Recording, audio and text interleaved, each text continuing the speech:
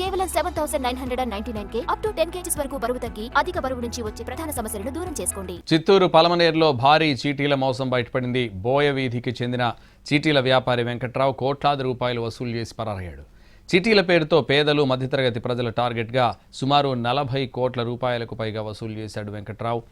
అప్పులు పెరగడంతో గుట్టుచప్పుడు కాకుండా 14 లక్షల అప్పులకు ఐటీ దాఖలు చేసి పరారయ్యాడు.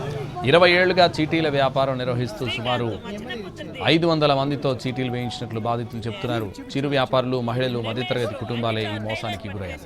చీటీల మోసంపై పలమనేరు పోలీసులకు బాధితులు ఫిర్యాదు చేశారు. కేసు నమోదు చేసిన పోలీసులు దర్యాప్తు ప్రారంభించారు. పరారీలో ఉన్న వెంకట్రావు కోసం గాలిస్తున్నారు.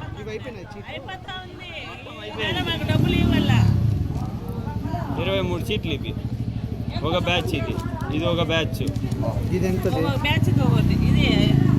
10 లక్షల రూపాయలు. 10 లక్షల రూపాయలు చెట్లను ఉన్నారు మీరు?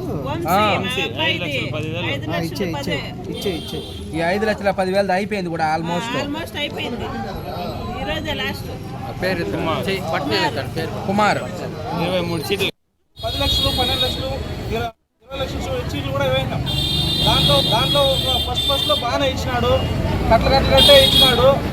ఒక 6-7 నెలల తర్వాత నిదానంగా అందరికీ ఇవ్వడం మానేసినాడు. అందరూ ఎత్తినారు, అసలు ఇవ్వలేదు. మాకు అసలు 12 లక్షలు ఇప్పుడు లాస్ట్ ఒక చీటీ ఉన్నది అంతే. నాకు 12 లక్షలు, తనకేసి 12 లక్షలు.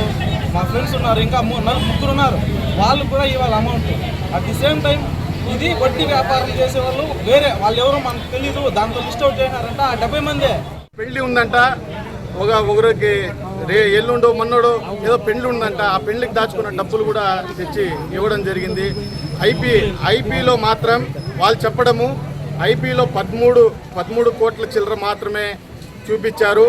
మరికొన్ని ఆస్తులు ఆయన దగ్గరే ఉన్నాయి.